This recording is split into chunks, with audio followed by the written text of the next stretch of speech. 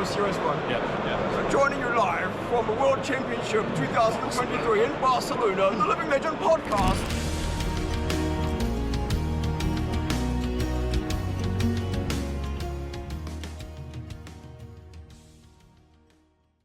But yeah, we are recording now. Everything's in place. So I don't know who the host is, but I think it's definitely one of you guys. But if you just want to roll into it, Kel, you can do if you want. Sure, even though I have no idea what we're talking about today. We've figured it out before. Japan things, probably.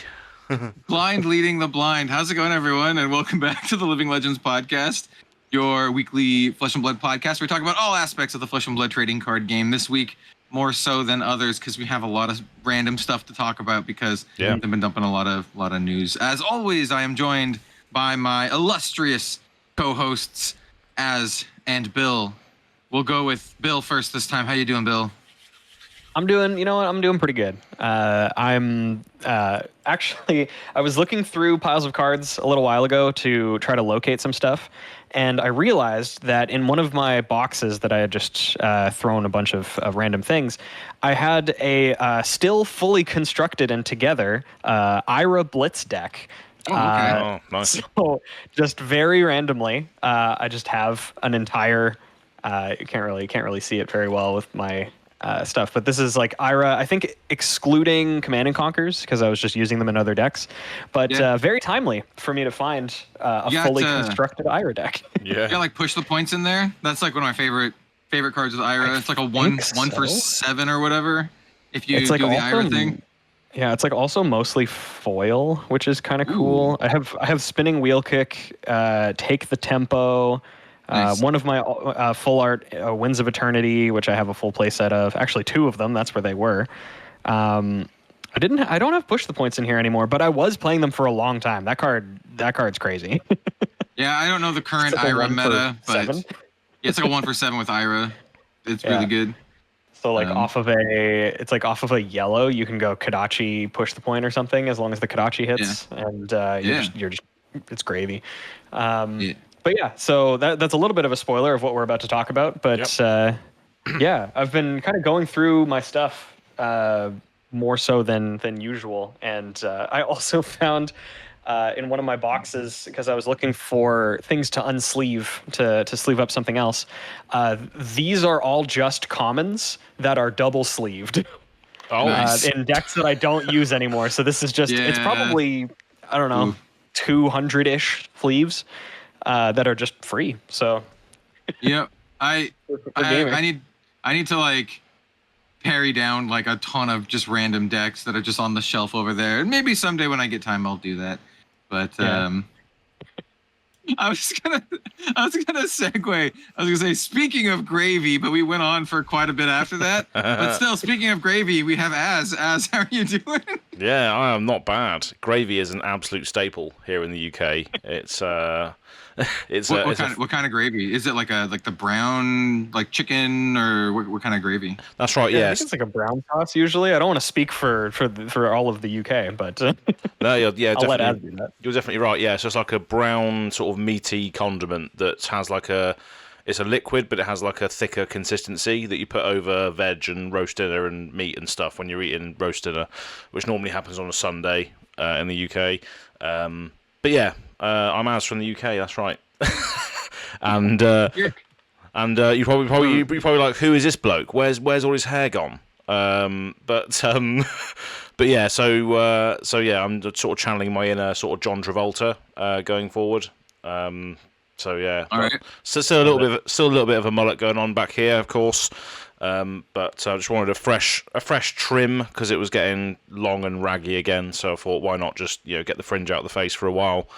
But it will grow back. It always does. But looking forward. There's always that like medium era, like when your hair is like mine is like that length where it's just long enough to get in your face and be annoying, but not long enough that it's like past the point where it's not too big of a deal. There's always this kind of like middle area where it's just kind of annoying. So I get that for sure. Yeah, and that's the point where it was getting to me. It was the fringe was flopping down over the face. It was long, but it was like because my hair's quite disconnected most of the time. I've got a fringe and a long bit at the back. That's just my style most of the time.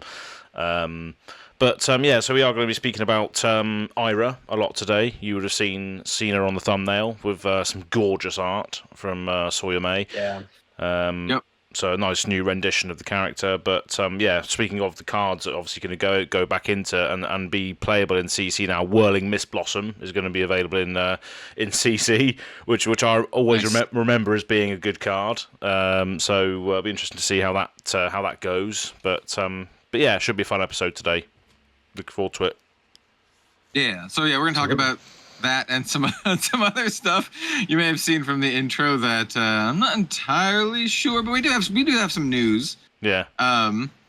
So we can just kind of like just actually wait. Does anyone have a week in Flesh and Blood? I forget that's a thing we do. I don't really have a week in Flesh and Blood, to be honest.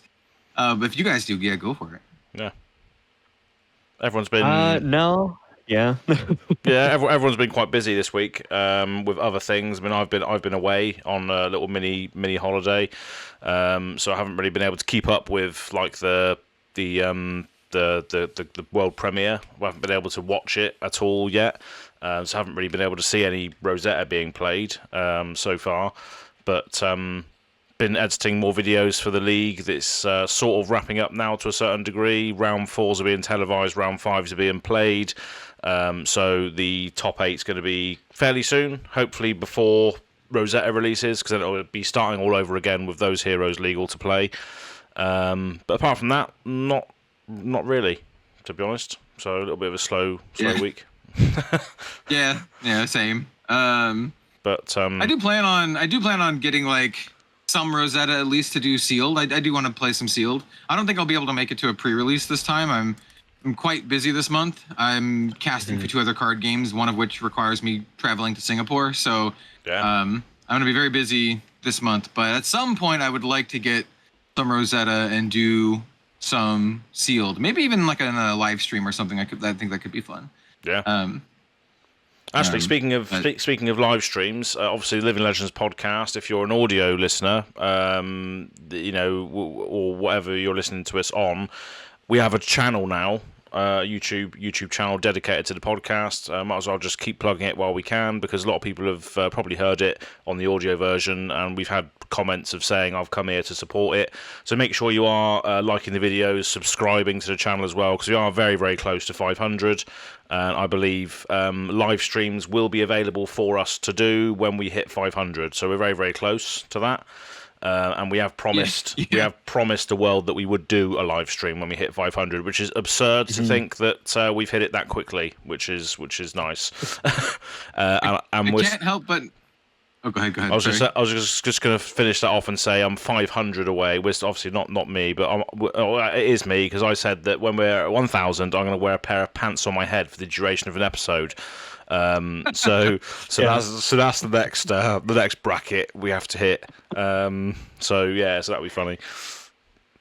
Yeah, I mean, speaking of pants bracket, yeah. Speaking of which, I can't help but notice, as said, we've got like almost 500 subscribers on the channel, which is great, but can't help but notice we're getting over 1,000 views, which means like more than half of y'all aren't subscribing. So maybe you should like do that and stuff. Yeah. Help us out. Yeah, just click the button, make it go higher, and then see Alice wear a pair of pants on his head for a whole episode. Lovely old job.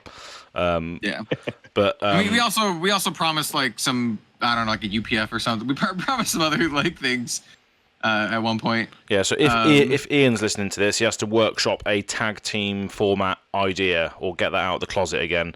So we're gonna have to try and do that at some point, because I think we said we were going to do that or UPF or something. But something that our viewers would enjoy. Speaking of our viewers enjoying, we're going to go through a few comments before we go into the main topic, if that's all good. Might as well keep this train going. There's not many this week. So first of all, actually, this is a good starting point as well, because Kel wasn't here last week as well. So Table Games TCG is saying, I understand why it was banned. Speaking of the cards that were banned last week or the week before, but I still can't believe Art of War was banned. We've truly entered a new era of Flesh and Blood. So, Kel, you must have heard that the certain cards were banned last week. What is your sort of immediate sort of thoughts on all of those cards of that nature being banned straight out? The first one was a jokey one. I'm just like, well, they just banned the whole library, I guess. Pretty much. Except the codices, they're like, nah, we're gonna leave the codexes fine. Those books are okay, but these other books, get them out of here. Yeah. Yeah, it's interesting. I think it. I didn't really prepare anything to say about this. So I'll just say it off the top of my head. Yeah. I think they are really nipping an underlying problem with the. I don't want to say with the core mechanics of Flesh and Blood, but basically the tenets of Flesh and Blood are you basically have 4 cards to work with per turn. You have an action point. Otherwise, you get your extra action point back, or you get it back with go again. And those are kind of like the core tenets of Flesh and Blood. Every card can be used to either with an effect or block for the most part. And cards that let you circumvent that are generally pretty good, if not really busted. Yeah. And so basically they rightfully identified, hey, card draw is like much stronger in Flesh and Blood than it is in other card games. It's really powerful in other card games, obviously. But in Flesh and Blood, it's even more powerful because every card does multiple things. It's all the cards are resources and also like effects and block and all this kind of stuff. So it makes a lot of sense. I'm not entirely surprised. I'm surprised. What makes me surprised is that they just did it all at once. They're just like, just gonna cut it off at the source, really. And. Yeah, I don't know. I do think it is interesting. Art of War is one that I've always said on my channel on Red Zone Rogue that while opening Arcane Rising and other stuff, I was like, Command and Conquer is good and it's more valuable, but Art of War is the card that stuck out to me as like the best card in the set because it is a very unique card in that it's the only card that does what it does. And Command and Conquer, not really, right? I mean, it's good. Attacks for 6, a 2 for 6, block 3, threatens arsenals, hard to defend. Sure, it's like a good attack, but it's not like a busted attack. But Art of War is always one that I've always said this. I'm like, Art of War is the one people should look at because I was like, in 5 years' time, 10 years' time, this is the card that's going to be like a really expensive one from the set. Perhaps not anymore because it's banned now because it's like so busted. So that also is not surprising to me.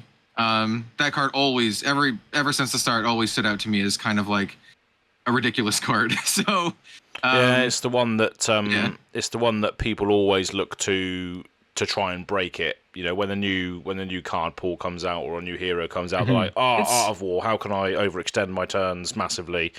You don't even need to try that hard. Like, yeah, you just need something to banish, and it just draws 2 plus has another effect. It's pretty nuts. Yeah. Yeah, well, I remember during one of our discussions when the Bolton deck had just come out, or when it was just revealed. Yeah.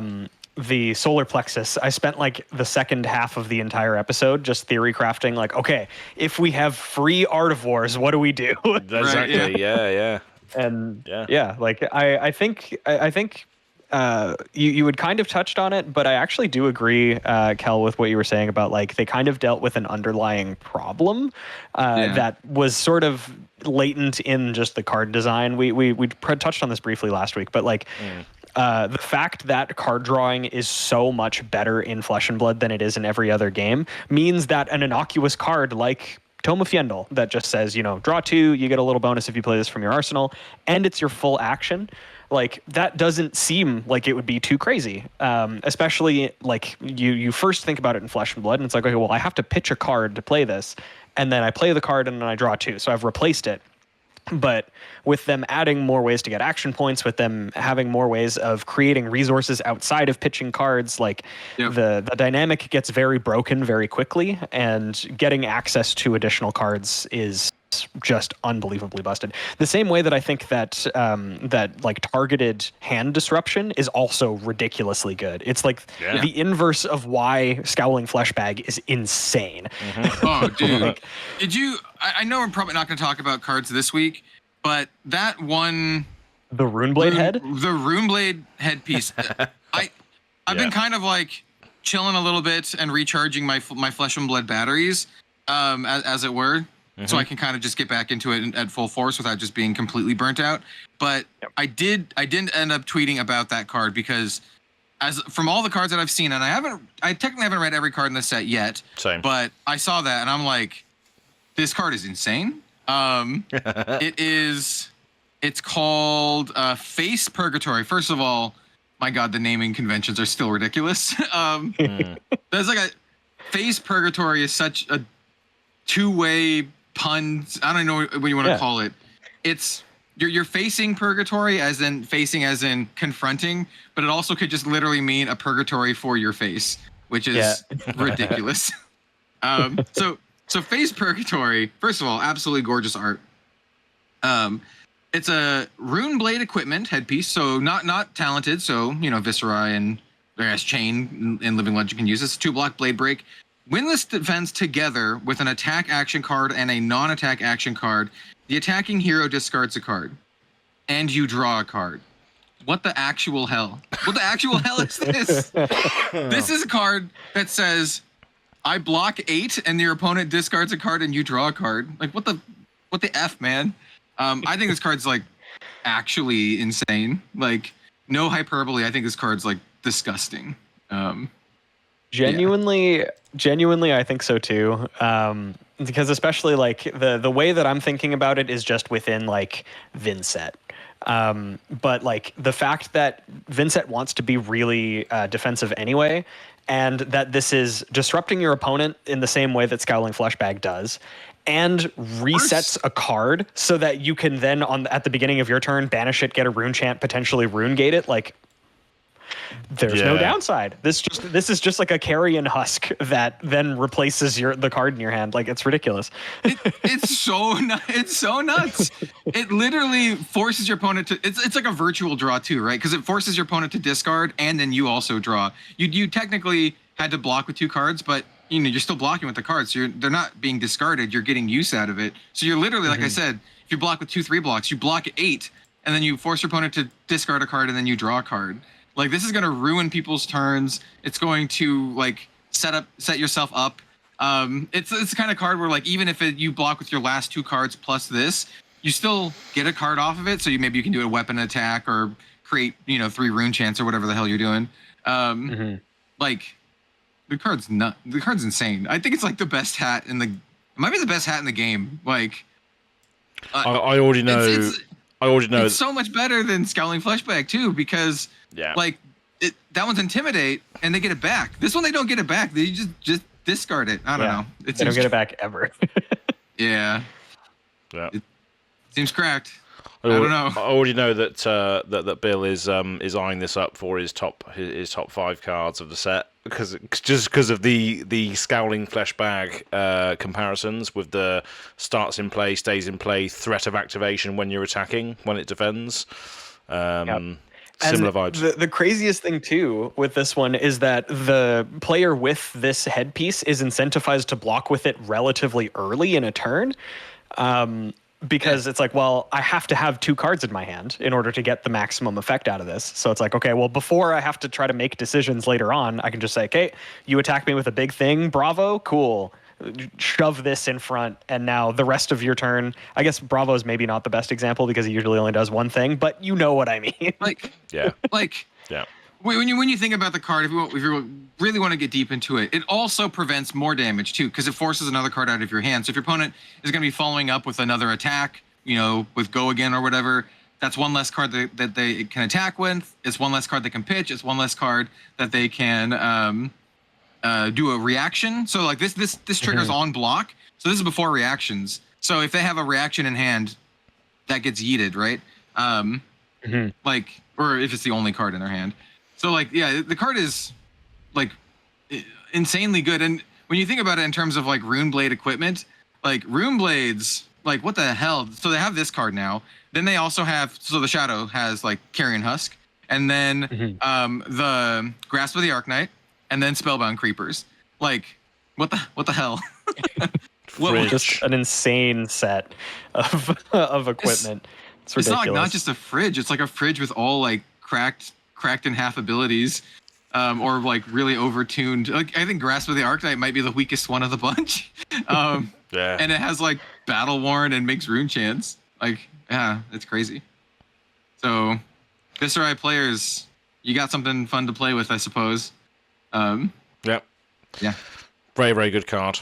Face Purgatory. Mm-hmm. And but anyway, the whole thing came from my answering the ban thing. I'm not super surprised.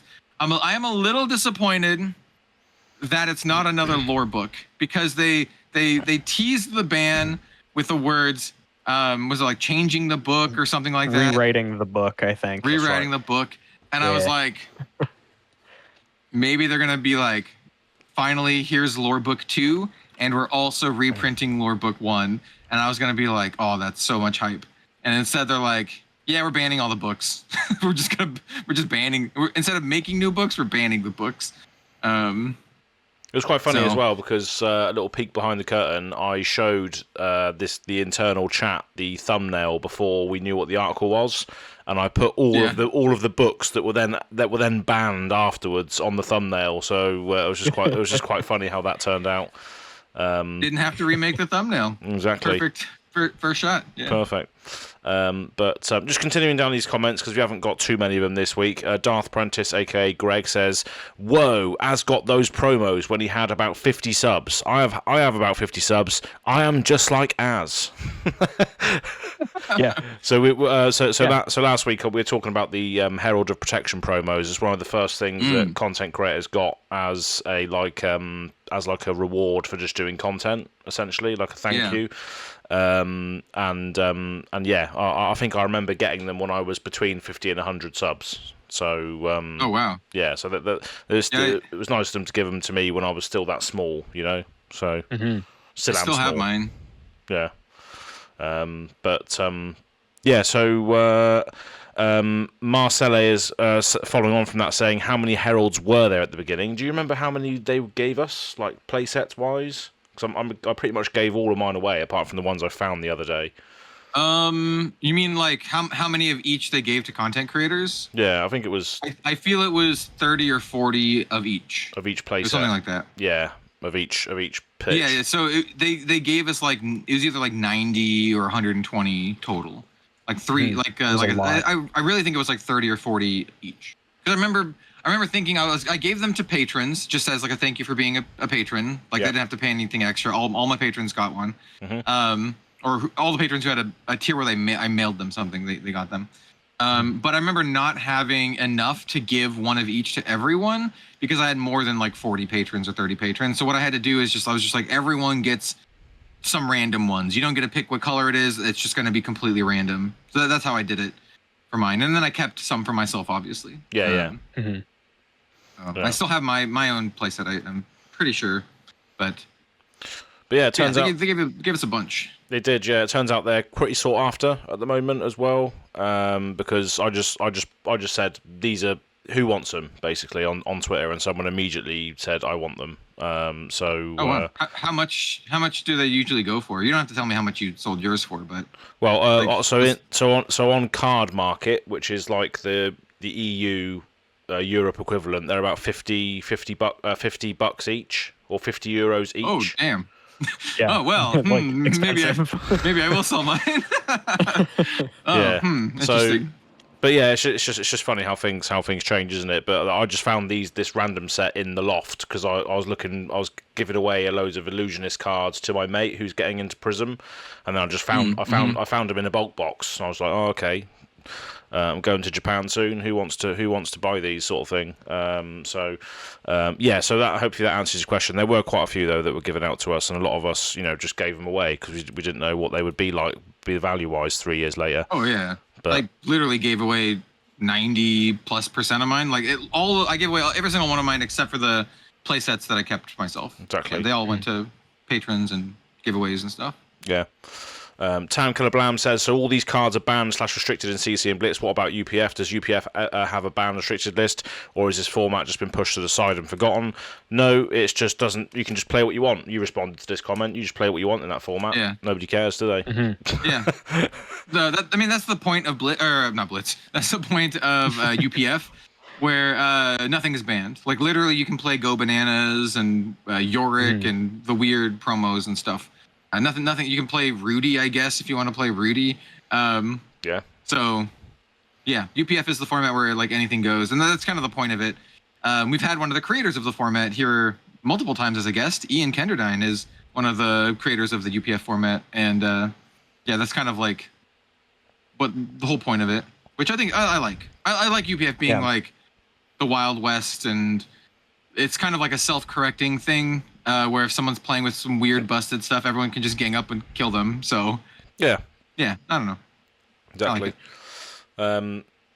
Nate Davis is saying, I feel like the bans were a little heavy-handed, but overall I'm excited for a meta shake-up. I was barely playing armories at all while in the Rosetta meta, so this was obviously, or maybe the MST meta is what they mean here, because of Zen just running around, people just like, I can't be arsed with this anymore, because it's just not a game, really, which is a lot of people's sentiments were there was no agency, and as James said in the article last week, there was a lot of matters relating to that. So yeah, I'm excited to see how it shakes up, but it could just become a numbers-based game again, which was similar to how heavy hitters was. Yeah. So there is that as well. So we'll see how it goes, I guess. That's honestly my least favorite type of Flesh and Blood. I know some other people really like that, but for me, it's really unexciting and kind of boring, and makes me just not want to play especially when I have like so many other card games I could play that are just more interesting to me. I think Flesh and Blood can be incredibly interesting, but when it's just like, raw numbers, and even worse when it's like fatigue, then I'm just like, I'm not here for that. I'm not here for that. I was talking to a good friend, another content creator friend who does not Flesh and Blood. He does a lot of other stuff. His YouTube channel is called Main Deck. And we were chatting about just TCGs in general, the TCG industry, and I was just talking about Oldhim versus Oldhim, like mirror matches and fatigue mirror matches in Flesh and Blood. And I'm just like, that's some of the most unfun that I've had in the last 5 years in card games, because it feels like you're playing against, like, if Flesh and Blood's a fighting game, which a lot of people like to say Flesh and Blood is a fighting game. If Flesh and Blood is a fighting game, if you're playing against a fatigue match, it feels like you're playing against someone or like a bot that just auto blocks and perfect parries everything that you do, and it's just not fun. It's just like block, and you're just kind of like fruitlessly punching away. And some people might like that, but that's not what I'm here for. So that would be my one concern, and I don't think it's a concern to be had, honestly, after hearing what everyone has to say about Rosetta. But my one concern would have been like the game shifting into like a fatigue meta, and that's like the worst case scenario for me personally. Yeah. So, but I've heard that Rosetta is insanely fast, and it's probably not gonna be a fatigue meta. So, but anyway, yeah. Those are my thoughts. Yeah, we'll see what happens with it. Because there hasn't been any CC events yet, has there? It's just been all Rosetta sealed and draft, etc. Because it's not actually released yet. It's just a world premiere, so we haven't seen the CC or constructed implications yet. So that is all to come very, very soon. Someone is saying, "Oh no, my fancy foil Art of Wars." So yeah, they've been tanked, unfortunately. Yeah. I mean, you can play them in Living Legend and UPF. UPF. Yep. You can play them very effectively in Living Legend. I think that Chain is still going to be an insanely good deck. So. Oh, bro, Chain literally just got one of the best hats of the entire game. Chain's gonna be cracked in half. Yeah. No, it doesn't matter if you're discarding your whole hand when you can just shackle the top 7 cards. Oh my off your god, library. it's so nuts. Cool. That face Purgatory and Chain is even exactly. It's so much more busted. That's hilarious. You can still draw the card too, so you'll have like the pitch, so you can play all the crap from your bandit zone too. Yeah, gross. There was a breakdown of the Living Legend because a lot of skirmishes were played in Living Legend this season, and the Living Legend format is actually turning out to be more diverse than the classic constructed format, which is quite funny. A lot of prisms. I saw a lot of prisms up there. Which is also not surprising because she's busted as well. Exactly. Luminaris is pretty busted. That's it, but I mean, it's still obviously you're going to have your higher echelon heroes, but it's nice to see that even things like Dory and Azuri and stuff are still like actually getting points in Living Legend format, which is pretty good. Pretty good to see. Just a couple more of these comments, and then we can move on to the actual sort of meat of the episode. So Wally's Collectibles is saying, enjoyable listen this week, which was last week's episode. Sending positive vibes to RZR Kel. Hope nothing too serious, because obviously you weren't here last week, so that's nice to hear. Yeah, it's just, sometimes life could Life be crap. Yeah. Yeah, That's just how it is. Exactly. It is what it is. Happens to us all. Yeah. I'm glad to have you back. Absolutely. Well, thank you. I'm glad to be back. Cool. And again, Amida, which I think was your Prism opponent when you played Prism in the League That Means Nothing, saying, looking forward to this episode. Best wishes to Kel. Hope everything is well with you all. Well, thank you. Thank you again. And yeah, that's pretty much it for the comments on last week's episode, which was just when me and Bill flew solo. I thought I was going to host it all, but then my voice was just deciding to die on me halfway through. So then Bill just picked up the cards that were banned. So yeah, right. we did what we could to get through that one. Yeah, one thing that I just was I thought of while we were talking about that stuff that I want to mention going into the next segment is because we talk about bans and stuff, and then we talk about Living Legend. But I know not a lot of people play Blitz. It's still it might be my favorite format for Flesh and Blood. But Rhar hit Living Legend in Blitz just this weekend, which is kind of wild. I didn't even realize he was so high up on the points. But yeah, Rhar is no longer viable in Blitz, which is crazy. I can see why playing against Ian so many times with Rhar and having him intimidate my entire hand on turn 1, then hit me for 14 or something. That's what it's it is. It's just yep. Guess I'm starting the game at 6 health. I guess Yeah.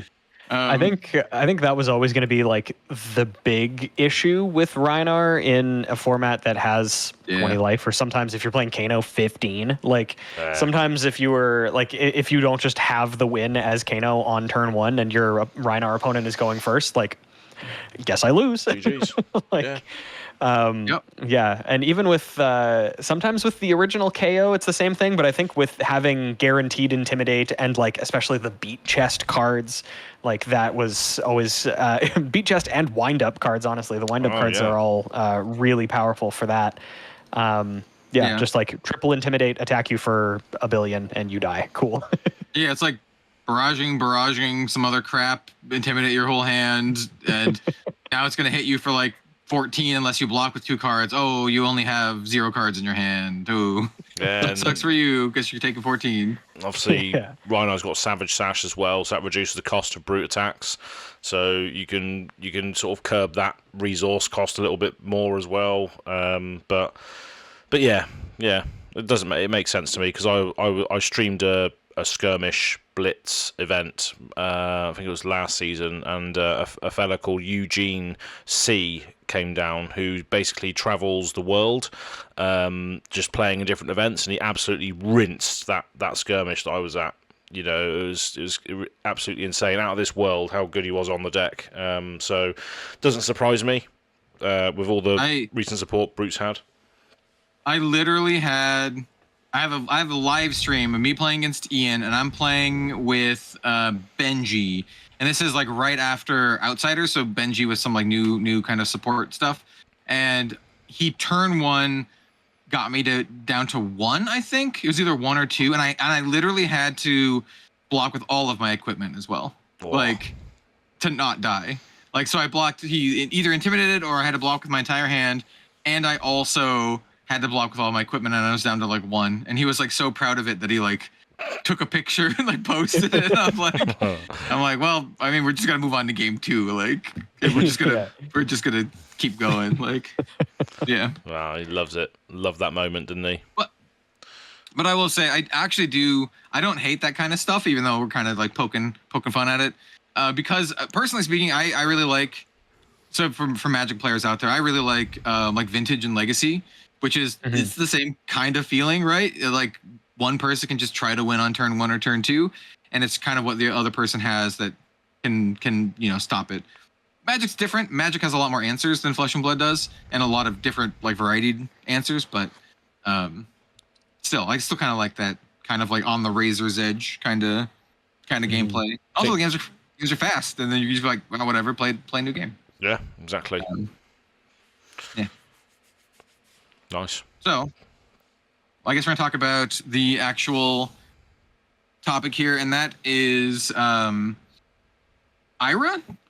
More specifically, IRA has been revealed as an adult hero. IRA, was it like Crimson Revenger or something like that? I'll have to pull it up.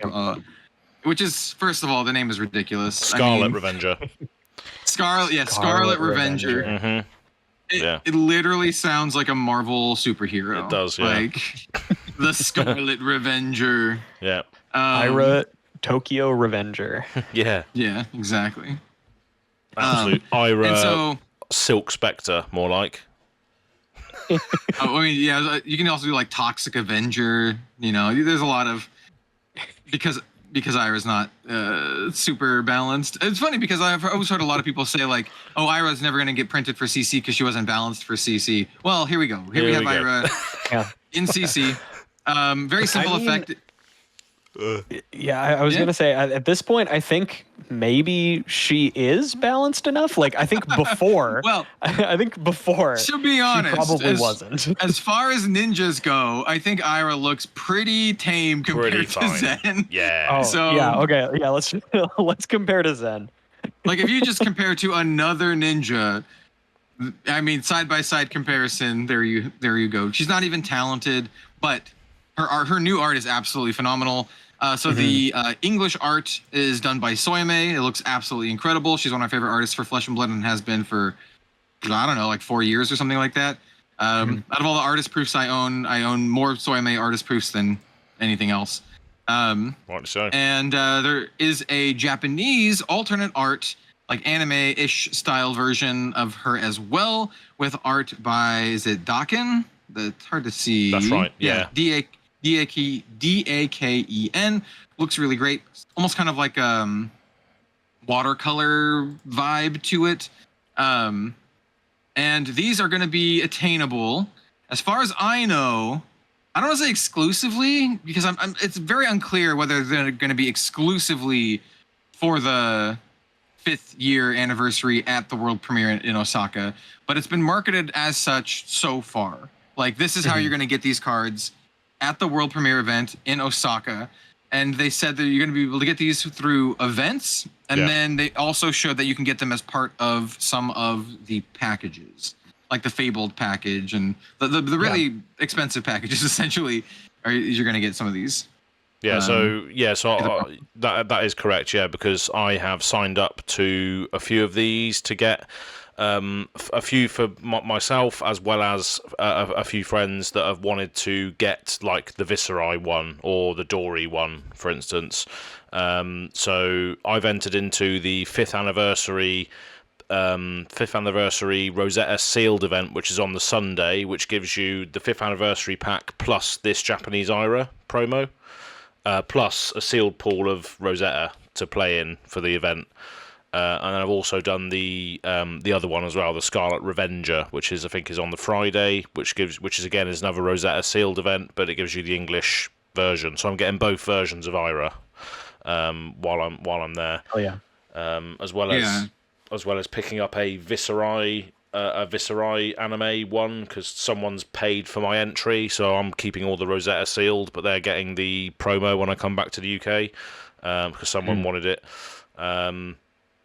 So yeah, they're all just, you can enter the event or you can buy what's called the souvenir package, which is like a huge package that comes with sleeves, all of the promos, and then you got the Japanese IRA playmat, which is I think is the only exclusive item in that package. Everything else you can get through going to the events or paying for the events. The only exclusive item in that package is the mat. So I've seen a few people complain about, is this a bad thing or is this a good thing, having these exclusive items again in these settings? But I think it's fine having exclusive items at premier marquee events. You know, what are your guys' thoughts on that? Because I think we're pretty much supportive of that as a whole. I am supportive of that for basically what I would call cosmetic items. So like things that are not needed for play, I'm supportive of that. Sleeves, deck boxes, playmats, alternate art cards, I'm supportive of that. My only concern is IRA herself is not that. She is a new hero for the classic constructed format, right? Like, and so currently we had a problem with Blaze being very tough to get for like Blitz and stuff, and being a very, very expensive hero. I think she was like $80+ I don't know how much she is now, but when I looked, she was like 80 something dollars. That I'm not a fan of.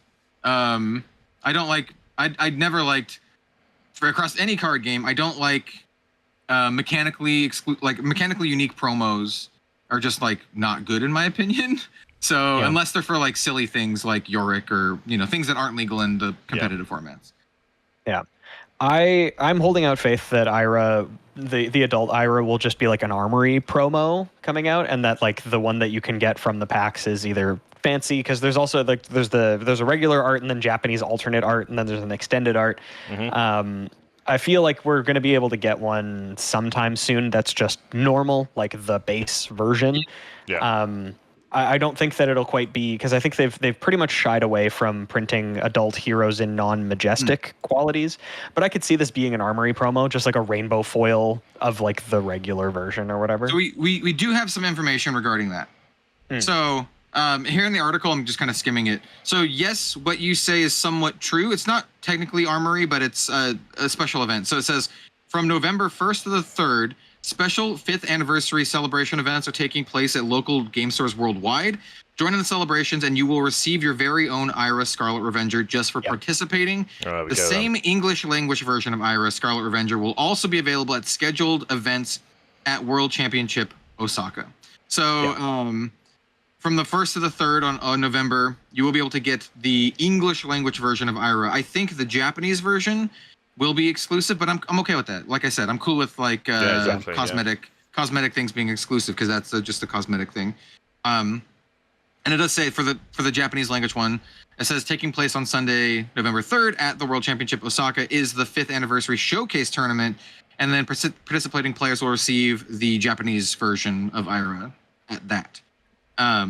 Plus, you can have all the other IRAs and all the stuff from the packs, like you guys mentioned. The 5th anniversary pack has IRA in it. There's the alt art heroes as well, and then the playmat sleeves and deck boxes. Yeah, that's the souvenir package that as mentioned. So so I'm in the exact same boat as Kel here. Like I'm totally fine with them having like hard to get playmats, like the exclusive Japanese playmats that Kel was nice enough to pick up for myself and Az, because we weren't able to go to Japan. Having things like that, having like, you know, the t-shirts and hoodies, like sleeves, whatever, I think that's totally fine. That's a way to get people through the door and say, you know, you got this specific thing for going to an event. Even the like I'm kind of sad that I never got like a Yorick or a Hummingbird or a Call to Adventure or whatever, but those are like, they're UPF only. They're not going to change your local armory if you don't have them. But yeah, it was there definitely was a potential for them to do the same thing with adult IRA as they did with Blaze, and I think that would have felt pretty bad, considering IRA was like the first ever hero. Then locking it as like a mechanically unique promo for events that you have to physically go to only, like, and that aren't for LGS distribution, or like, you know, like I was saying, even in a majestic slot in a new upcoming set or something. I think that would have felt really bad. So I'm glad that they're as a sort of celebration and promotion, being like, everybody who plays within November is going to get one of these. That feels good. I'm happy to hear that. Yep. Yeah. Well, it's still timed. The article said on November 1st, 2nd, and 3rd. So it's like you still got to go during that time. So it's still going to be a little hard to get. Hopefully they'll make it a little bit more widely attainable, right? But yeah. So I'm cool with that kind of stuff. So the 5th anniversary events are the same weekend as Worlds, is it? That must be the. It looks like. Oh, okay. Yeah. Yeah. So basically, if you're, hopefully, the only caveat here, obviously, is like, if you don't have an LGS that has one of these events near you, that's the part that'll kind of suck. And I'm sure there's people listening to this. You're in that situation, and yeah, that sucks. Even if you wanted to go and had the time and means to do so, if there's none near you, then there's nothing you can really do about it, I guess. Other than try to buy one secondhand off, the secondhand market, which is probably going to be quite expensive initially, at least. Yeah. So, yeah, I don't know. I think it's kind of a cool thing that they're doing. The art's really good. I have yet to decide whether I want to try to ask Az to pick up some stuff for me at the event like we did, because they do have some other cool stuff too, right? They have a bunch of new sleeves.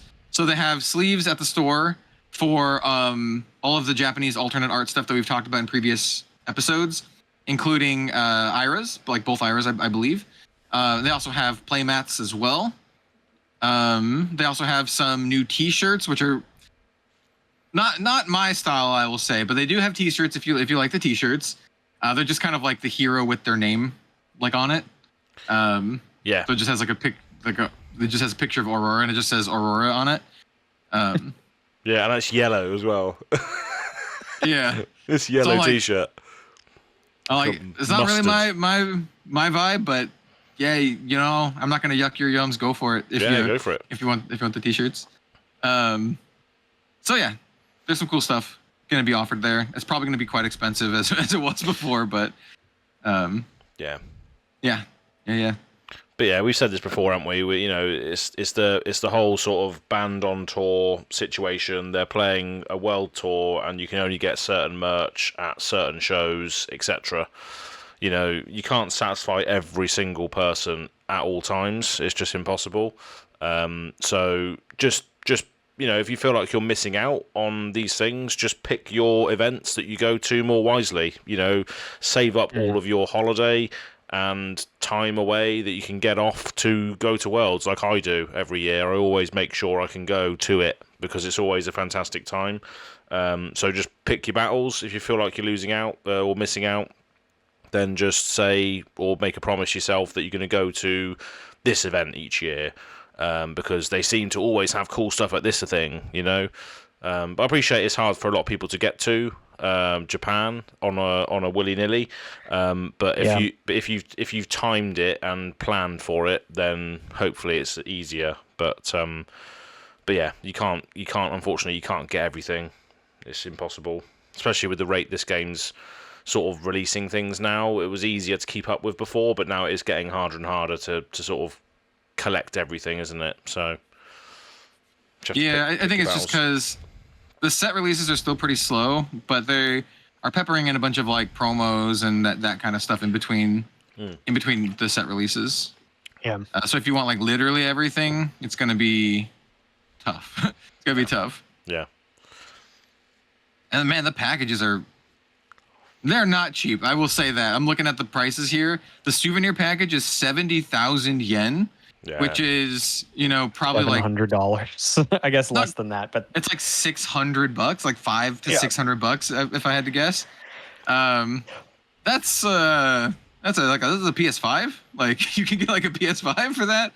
Yeah. Which is kind of wild. And all those packages. Oh, sorry, Bill. I'll cut you off there. But all the packages are sold out as well. So all they're all sold out. Of course, they're. Wow. Yeah. I for Canadian, my even with the yen being a little bit weaker than normal, my mental conversion is still accurate. It's 670 Canadian dollars. Yeah, for US, it's about 500. It's 491. But I mean, it's still like $500. That's not nothing. That's not nothing. Yeah, and it comes with like okay amount of things. So what do you get for the $500? So you get your 5th anniversary pack, like one of those that has IRA. You get a Japanese exclusive IRA playmat. So this is the Japanese alt art playmat. You get the Japanese alt art sleeves, which look fantastic. You get a Japanese rainbow foil new, Japanese rainbow foil Dorinthia, Japanese rainbow foil Viscera. Those are the alternate arts we talked about in an episode or two ago. You get a World Championship special exclusive deck box. And then you also get a Japanese heavy hitters booster box, which is interesting. An entire booster box. Okay. Yeah. Specifically a Japanese one. I do think it's funny how they're doing the deck boxes now. And this package, by the way, reminds me very much of what Grand Archive does. So Grand Archive has event packages, and they're very similar to this as well. Which is just kind of something interesting that I like to keep a note on of just people doing stuff in the industry. So like the souvenir package is very close to what the Grand Archive does. Like the Grand Archive literally has like deck box, sleeves, they're different though. What they do is they give you what is it called? Like merch store points. And so instead of giving you like one specific playmat, they'll have like a bunch of different event exclusive playmats, and then you can go redeem your points for those playmats, like whatever one you want. So you have more options. Cool. Yeah. But yeah. Clearly people think it's valuable enough because it's sold out. So yeah. So I don't know. I think it's mainly the. Is it mainly the 5th anniversary pack itself? Because does it say you get the Japanese IRA isn't in the pack, is it? It just comes with it. No, you don't actually get the Japanese IRA card for that. You get the Japanese IRA playmat. You get the Japanese IRA sleeves, and then you get just the playmat, and then you get. Oh no, you do get the 5th anniversary pack. That it says it has a Japanese exclusive IRA Avenger in it. That's what it says. Oh, so it says you get the 5th anniversary pack, and then in parentheses, Japanese exclusive IRA Scarlet Revenger. So yeah, I guess you do. I guess you do get the card, but it's in the pack. So it looks like you don't get an English. It looks like you don't get an English one though, for that particular thing. Yeah. The Fabled main event package. That's where you get the English art. IRA and the English art sleeves, and I think you can get the English art IRA playmat, or maybe at least the sleeves from the store. I think. Don't quote me on that. I'm not sure. So IRA's coming back then. So that's pretty cool. So obviously we got IRA coming back to CC. So we didn't really see didn't really expect that to happen because people were like, we'll never see it because it's too good. Well, there it is. See what happens there. But yeah, I never really played any games with IRA. Like I never really got to play with the starter deck. Never really got to play with any of because she's LL now as well, isn't she? In Blitz. Yeah. So I don't really know how she plays or how she likes to play. But that second the second ability giving a break point to maybe 6 attacks, I imagine could be good, but I've never played it really, so I wouldn't know. I was great. I played her a bunch in Blitz and a lot in Commoner actually. She's a monster in Commoner. She's probably the best hero in Commoner. I haven't really dove into Commoner recently, but if I had to guess, she's probably the best hero. Yeah, well, Whirling Mist Blossom's a common, isn't it? It is, yeah. Whirling Mist Blossom is an interesting card because it basically just reads block me. You must block me. Yeah. But yeah, it's cool. It's cool to see. I like that they're doing Interesting that they would ban Art of War for drawing 2 and not Whirling Mist Blossom for drawing 2. They are exactly the same card, and there's no difference between them, of course. Right. Whirling Mist Blossom about the blocks bans as well. Yeah, I don't know if you guys talked about it on last week, but James did mention, or maybe someone else mentioned this, like maybe Brian Gottlieb mentioned this elsewhere, but it got brought up like, why not 3 of a kind? And the answer is those cards, they feel like they have enough stipulation and enough like downside to make it balanced, which makes sense. Yeah, we touched on it because there was because we basically read the whole article verbatim. Okay. Which was a pretty good feat considering it was quite a long article.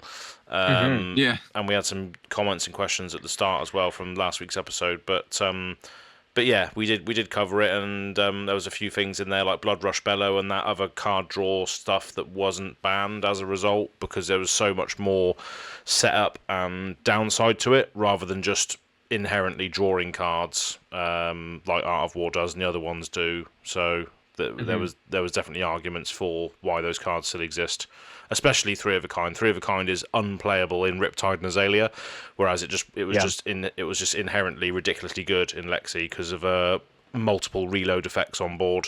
It's like basically just Voltaire, because Voltaire is an instant, so you can just like instant, and like having the double arsenal, so you can set up much bigger turns and that kind of stuff. Yeah, it's literally just like Voltaire made it way too good because it started to break the almost the term I want to use is break the parity, because like it is the only card in the game that reads draw 3 cards. I guess technically not, because Phoenix Form also does, but like let's be real, Three of a Kind is the only card in the game that reads draw 3 cards. But yeah, it's like one of the only ones that has no hoops that you have to jump through, and it is still not like a consideration for Azalea. Like it's a card that was played for a while, and then it's like, wow, this card sucks. It is rubbish. Yeah. Oh yeah, I tried it. I tried it a lot in Azalea. I tried some weird stuff. Oh man, I tried like some rapid fire, poison the tip type stuff. Reloaders. Neither of those, discard. Neither of those are very good in this game. In a different game, they might be very strong, but in Flesh and Blood, Poison the Tip also just makes the cards read block me. Like, use me as blocks. Yep. So instead of getting hit and being forced to discard, you just use them to block and take no damage. Yeah. Fun times. Yeah, hilarious. So overall, I think the IRA stuff is pretty cool. They chose fantastic artists for both of them. They look really great. They look very desirable. I'm very curious to see what exactly comes in the 5th anniversary packs. If you get like alternate art, I'm sure they probably did something where like you have a low chance to get a cold foil Marvel version or something like that. I'm sure that's going to be like a thing. But yeah, very similar to like the gold packs from Mistvale. So I'm going to be getting one. That's it. I'm only going to be able to get one, because there's only 2 chances to get them so far. There's the event on Sunday, which is what I've signed up for, which gives you the pack and the Japanese IRA, and then there's the souvenir package, which also gives you one as well. But apart from that, there's no other information as to how you get them. It's just the one event at the moment. So for the Japanese one, the regular IRAs, the regular adult IRAs, the English ones, I guess I should say, you can get those, like I said, at your LGS events, and you can. I think they said there's going to be a bunch of events at Worlds where you can also get them. There's just a bunch of like little side events that you can sign up for where you can get them as well. I was on about the actual 5th anniversary pack itself. You can only get that. The pack. There's only one event. I think those are those are the only ways to get them as far as I know. But honestly, the website isn't constructed in a way where it's easy to find that stuff. It's just they just list all of the events, and you have to go and look at every single thing individually and see if it has the that as a thing or not. There's no place that's just like, this is where you get all the packs. Well, there is a schedule. There is a schedule now on giraful.co.jp, which is the website, which is in English now as well, which is good. It wasn't before, I don't think. But there's now a full schedule of Friday, Saturday, and Sunday events at Osaka. So the only one on there which says 5th anniversary pack event is the one on the Sunday. That's the only one that's on there. So currently, as it stands, the only way you can get one of these packs is by playing in that Rosetta sealed, which is what I've signed up for. It was quite an expensive event as well. It was 15,000 yen to sign up. To sign up to that one event. Wow. So pretty ridiculous. But obviously this is where all my sort of money and time is going into this one trip this year. Well, I tell a lie because I went to Wales last week, which was just me and my girlfriend in a holiday park situation. But that was all just walks and stuff. That stuff is free. If you go to a nice place like Canada, you can just walk around and just have a nice time because you've got nice scenery. Wales is quite nice. South Wales, it's quite a sort of picturesque place to go. It's nice walks and waterfalls and mountains and hills and stuff. But anyway. The only way you can get a 5th anniversary pack is by buying the souvenir package at 70,000 yen, which is crazy, or entering this event, which is the 5th anniversary pack event, where you get a pack and the Scarlet Revenger Japanese version of IRA. And it's a Rosetta sealed event, so you get double prize tickets for that as well, apparently, according to this. So yeah, I'm going to be playing a lot of Rosetta sealed in Japan. That's probably going to be my first time experiencing that format as well, but still haven't looked at all the cards yet. And we're pretty sure we're all yet to do that as well. We haven't really looked into all the Rosetta cards in detail. We read out the ones that have been spoiled, and then we was going to try and read out the wizard ones. Then we just cut the episode short because it was too long. Yeah. So yeah, we're still yet to go into all the cards. I'm sure there will be a top 5 or top list at some stage after we've had the chance to digest it. But we haven't really been able to do that recently. So, but yeah. Yeah, I'm sure that'll come in like the next week or so. We'll have our top 5 favorite cards of the set as we always do. Yeah. And yeah, that'll be fun.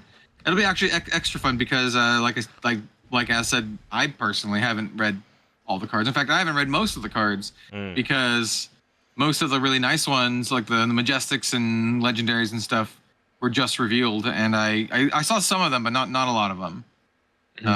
Yeah, I saw stuff that's been floating around on the socials, etc., as to what cards are supposedly cracked or whatever, but I haven't seen the full set basically. So there's a 3-cost 10 attack 10 block card. Did you see that one? Oh, I saw that one. Oh yeah, that's silly. 10 feet tall and bulletproof, baby. Oh, it's ridiculous. And then you have intellect 3 next turn or something, isn't it? Intellect 3. I like -2 intellect. -2. Wow. So you're on. Wow. That card begs the question. I suppose there are bullets in metrics, but it says 10 feet tall and bulletproof, and I'm like, bulletproof? Like, what do you mean bulletproof? Metrics aren't using bullets, are they? Yeah, who has bullets? Like, War Machine is Dorinthia? firing missiles at the target, for goodness sake. Yeah. Is that something that like Dorinthia is worried about, like being bulletproof? I don't know.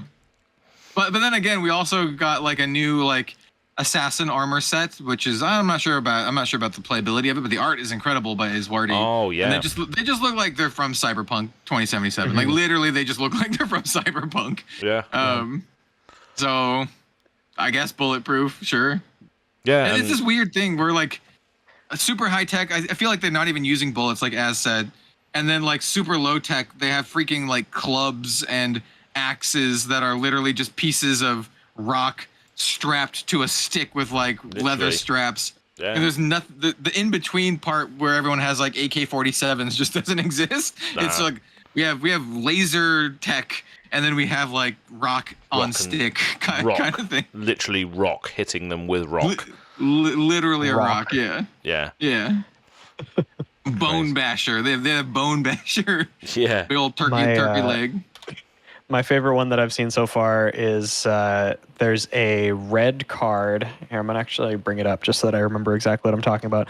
But there's a red 2-cost card that... if you tell me the name, I'll try and flash it up. I'm trying to remember the name. All right. That's the issue. Hang on. I'm just looking up. Is that one of the new cards? February. It's one of the new cards. It's an Earth card. I think it's just talented. Blah, blah, blah. Where are you? It's a 2-cost red card. 2-cost yellow card. Plow Under. Yeah. Yeah. 2-cost red card. If there are 4 or more Earth cards in your banish zone, this gets +4, so it becomes a 2 for 6 because it's base power 2, blocks 3, and then Decompose. When it attacks, you can banish 2 Earth cards and an action card from your graveyard. If you do, each hero puts a card from their arsenal on the bottom of their deck. I saw somebody refer to this as Command and Compost, and I am into it. Yeah. Oh, that's brilliant. I've seen the command and compost. That actually brings me to compost. One other thing that I found was really funny. That Pero D, who's a Japanese fan of Flesh and Blood, he's the guy who wrote a lot of like the how to play Flesh and Blood stuff for Japanese players before it was like actually translated into their language. So he's like a pretty big part of that community. I got to meet him in Tokyo. He's a really nice dude. Nice.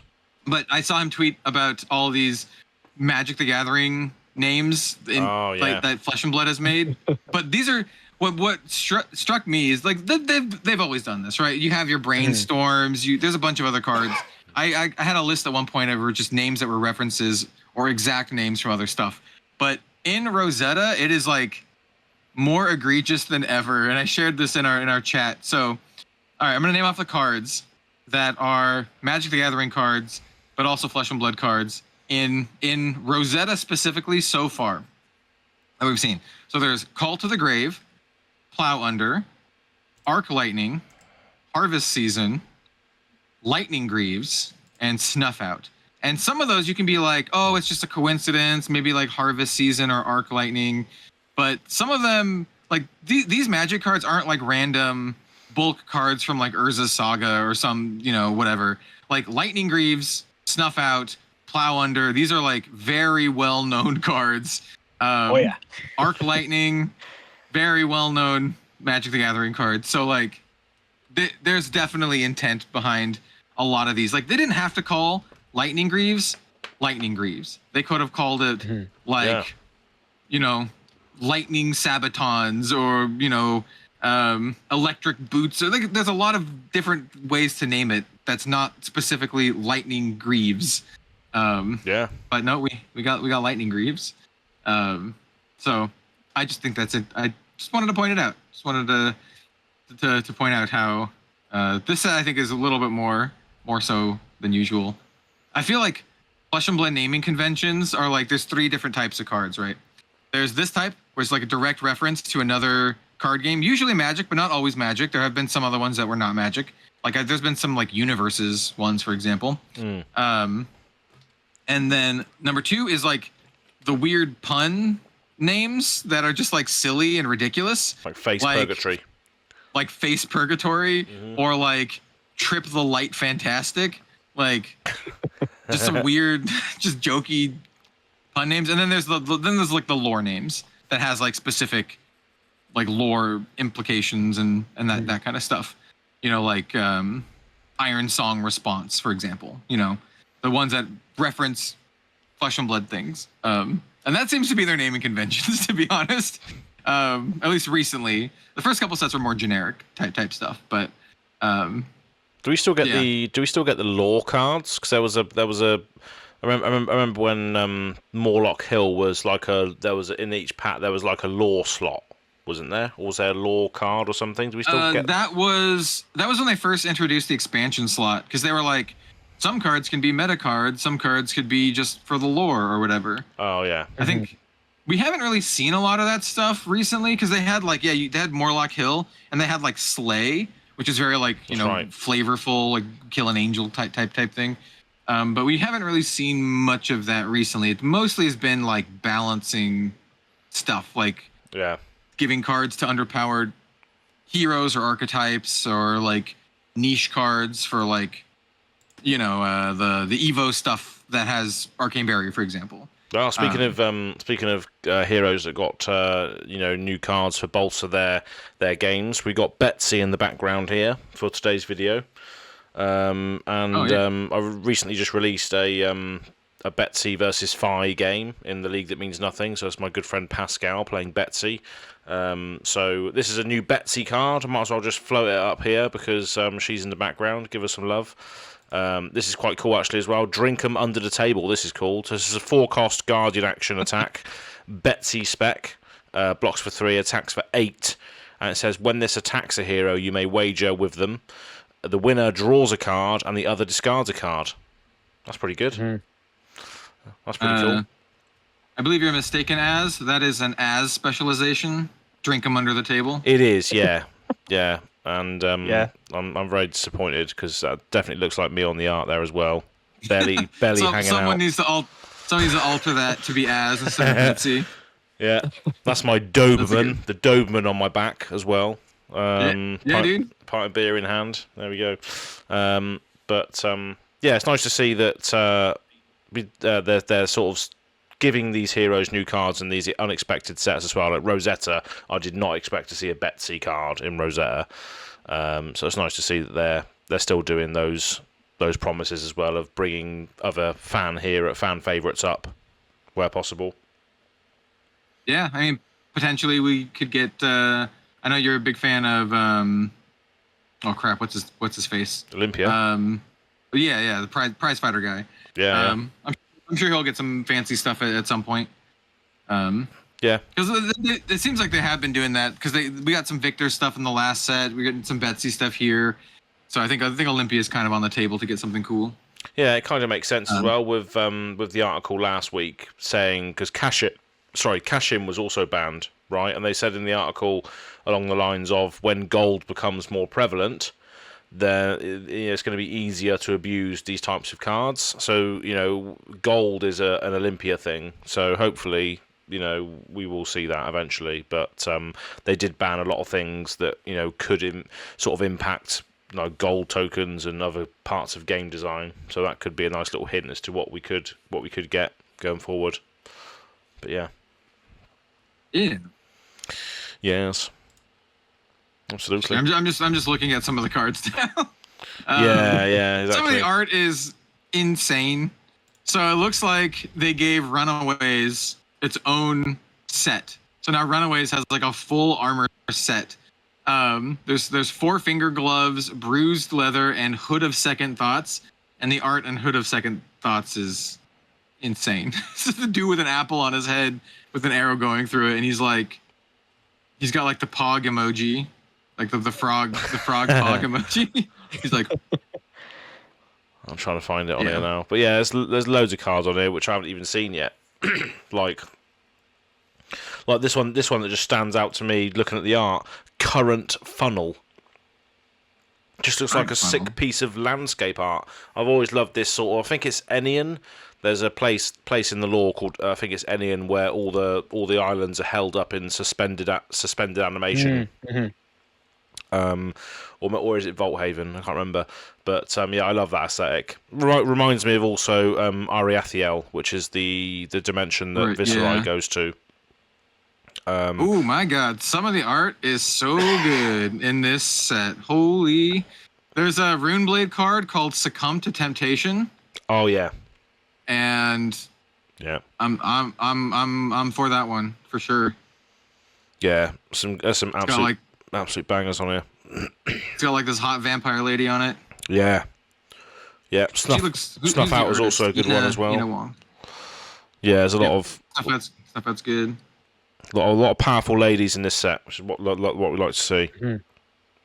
The only other card that I would like to mention specifically before we do before we do our actual own card thing is I want to mention the Fabled card because good friend of the channel here, Hank from Goblin Reserve, I think was the first person to open it. He opened up a cold foil one at the event. The card itself is called Will of Arcana, and it's kind of insane. It's a new gem, so it's a wizard gem, wizard resource gem, and then when it's pitched, you amp 1. That's all you do. That's all it does, and that's kind of insane to be honest. To be honest, I think this is one of the better Fables that they've printed in a long time. Like it's blue, by the way, so it's a blue pitch. So you blue pitch and you amp 1. Yeah, seems pretty cool. Seems like a lot better than the Mistveil one, than the gear from Bright Lights. Master Cog. Master Cog. Oh, yep, seems better than the Deathmatch Arena, Deathmatch Arena is really cool for multiplayer. I love Plague Hive, but this seems also better than Plague Hive. I think this is the best Fable they've made in a while. It's really strong. I think obviously it's going to be played in Wizard decks, but like Wizard decks, the one Fable that they were considering playing was Eye of Ophidia, and in some cases I think this might be better. Like in non-Kano decks, I think Kano cares more about the opt. But in basically every other wizard deck, I think this is better. Bro, Kano's running both. Like, Kano's running both.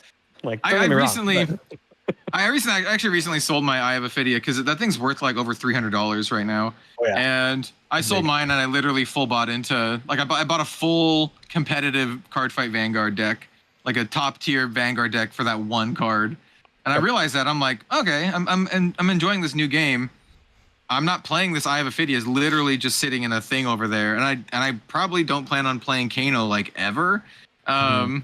So just essentially trade this one card for an entire competitive deck for another game. So I will not be playing.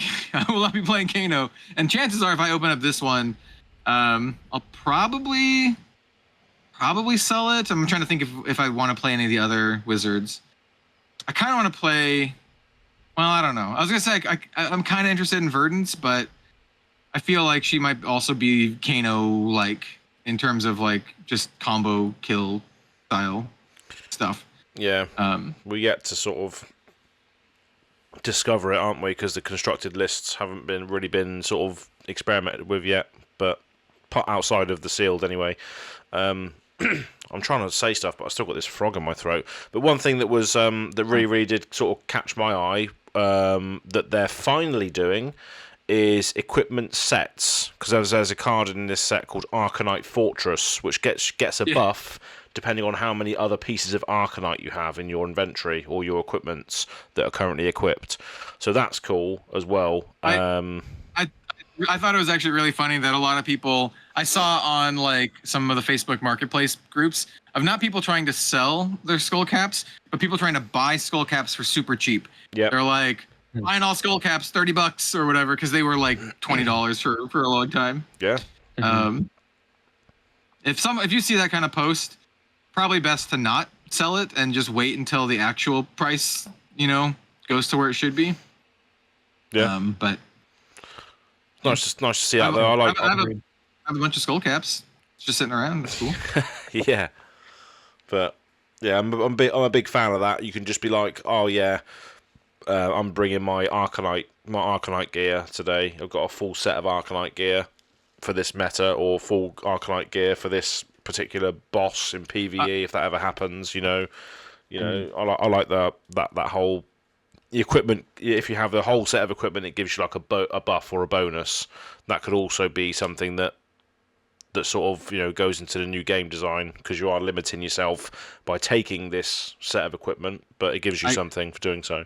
I would like to use this opportunity to make a very boomer MMO reference. So does anyone, if I say Arcanite Reaper, ho, is anyone, and let me know in the comments down below if anyone knows what the hell I'm talking about. If you are, I do know what it's a reference to, but I've never played the game that you are referencing. I'm going to let people figure it out. But so when I first saw Arcanite Skullcap, I made this reference way back in the day. And then I was wondering if they'd ever make an Arcanite Reaper. So we'll see if they'll make an Arcanite Reaper now that they've made like an Arcanite chess piece too. But yeah, Arcanite Reaper ho, my dudes. Arcanite weapons, that would be cool. Would that count? Yeah. Let's have a look. This card's defense is equal to the number of equipment you control. Yeah, I guess it would. No, equipment don't count as weapons. They're a different class. That's a shame. Yeah. That's a shame. That's cool though. Makes sense. Yep. But yeah, there's a lot of cards on here which we're gonna obviously dive into in more detail. But just skimming through them, it's just like, yeah, this set's pretty cool. There's a lot of stuff going for it. Oh yeah, I'm sure the next episode we'll dive deeper into that, or maybe even do our top 5 favorites in the next episode. One of those. And unless we have any more to say about this week's news, or if I'm forgetting something, we can maybe dive into the Arsenal step here. Yeah, sounds good. We can. Do you have anything else? Yeah, we can start wrapping this one up, because obviously it's just based on that news. We haven't really delved into the cards, so we can't really give our thoughts in that regard too much yet. So makes sense. Yeah. Cool. Well, I did mention before we started the podcast that I wanted to mention some stuff that I've been really getting into. And that, of course, is Warhammer, specifically Age of Sigmar. And I've actually been familiar with this for quite a while. I was one of the few content creators for Warhammer Age of Sigmar Champions, the trading card game. I pulled up in a previous episode. I pulled up like the collector's box set that I have of that. I have like a framed, like a picture of it, a framed print of it over there. So I've actually been very familiar with Age of Sigmar for many years. I would say like 4 or 5 years, but I never actually got into the minis. And the same is true for Warhammer 40K as well. I've been playing Warhammer 40K video games and other stuff like Dawn of War, Space Marine. I've recently played Space Marine 2. I think it's actually really, really fun. So I've been like familiar with the setting, but I've never gotten into the minis. Last year, I kind of got into it a little bit, but I just didn't have time to actually build them and stuff. So I do have a bunch of Sisters of Battle like things, but I never actually put them together.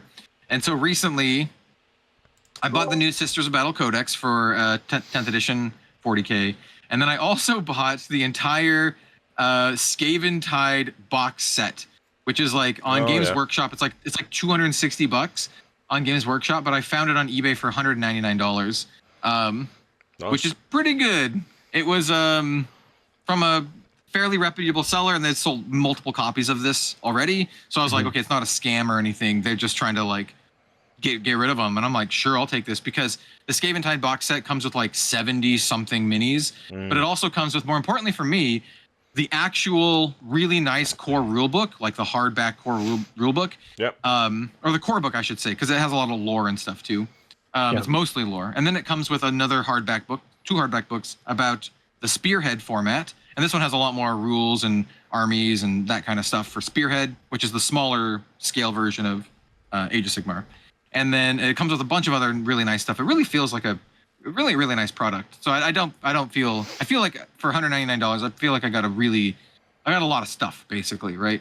If you think about it in terms of card games, it's like 2 booster boxes for a lot of card games. And I feel like I got a lot more value than 2 booster boxes from this. So, yeah. And then aside from that, I've been kind of looking into what my actual armies are going to be. Because I still don't have a lot of time, I paid someone from the Rogues Gallery Discord to paint up my 40K starter set mini so I can actually learn to play that.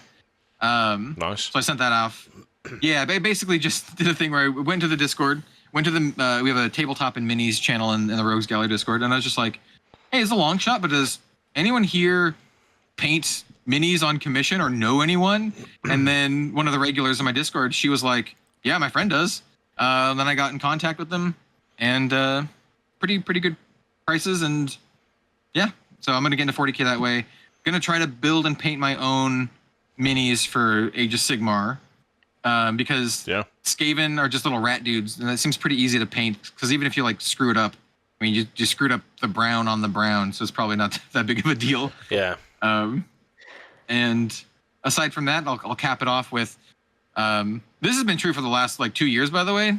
I just watch a lot of Warhammer. They call them battle reports. So basically, they're like gameplay, but a lot of the ones that I watch are like insanely high production values. It's crazy. They literally, I counted one of the ones that was like a little bit lesser budget, it feels like, but they still had like 4 cameras. They had like the top-down camera, they had 2 separate angle cameras, and then they had a camera of clearly someone walking around and filming the models as they played. And then it's just insane production value on that kind of stuff. So I've been watching a lot of Age of Sigmar stuff in particular, and I personally think I might enjoy Age of Sigmar rule set more than 40K. Yeah, it seems a lot more streamlined, because it's something that I'm getting into a lot of as well at the moment. I think I shared a few pictures in your Discord actually, because someone said oh, I'm playing Seraphon or something, and then he was like, oh, this is what Az is going to do. So he tagged me in there, and I was just like, yeah, this is what I'm doing. And it was actually that day as well when I was constructing. So I've built a unit of Saurus warriors, and then I've also built a unit of skinks since then. There's fairly smaller models, so I'm confident that if I build them up, I can still primer them by spraying them with like primer to get like I've got a dark green primer, which I'm going to prime them with, and then they're small enough that you can still paint them without having to, you know, get all fiddly with it. So a lot of people say you should paint first and then stick them together. There's especially with the larger models, it makes sense to do that.